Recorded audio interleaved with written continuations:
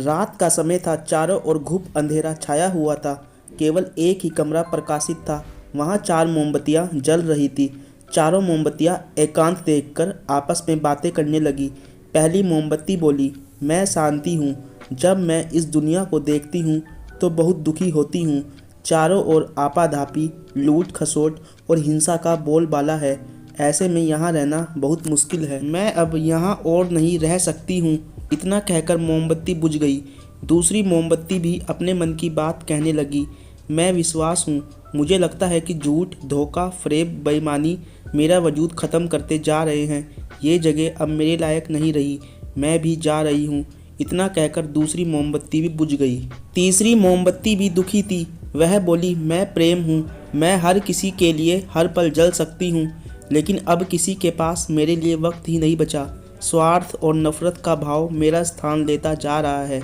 लोगों के मन में अपनों के प्रति भी प्रेम भावना नहीं बची। अब ये सहना मेरे बस की बात नहीं। मेरे लिए जाना ही ठीक होगा, कहकर तीसरी मोमबत्ती भी बुझ गई। तीसरी बत्ती बुझी ही थी, कमरे में एक बालक ने प्रवेश किया। मोमबत्तियों को बुझा हुआ देखकर उसे बहुत दुख हुआ। उसकी आंखों से आंसू बहने लगे। दुखी मन से वो बोला, इस तरह बीच में ही मेरे जीवन में अंधेरा कर कैसे जा सकती हो तुम?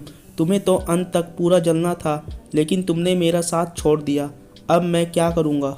बालक की बात सुनकर चौथी मोमबत्ती बोली, घबराओ नहीं बालक, मैं आशा हूँ और मैं तुम्हारे साथ हूँ।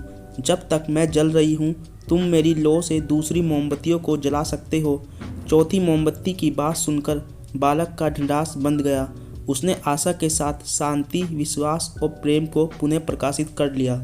इस कहानी से हमें यह शिक्षा मिलती है, जीवन में समय एक सा नहीं रहता। कभी उजाला रहता है तो कभी अंधेरा। जब जीवन में अंधकार आए तो मन अशांत हो जाए, विश्वास डगमगाने लगे और दुनिया पराई लगने लगे, तब आशा का दीपक जला लेना। जब तक आशा का दीपक जलता रहेगा, जीवन में कभी अंधेरा नहीं हो सकता। आशा के बल पर जीवन में सब कुछ पाया जा सकता है, इसलिए आशा का साथ कभी ना छोड़ें।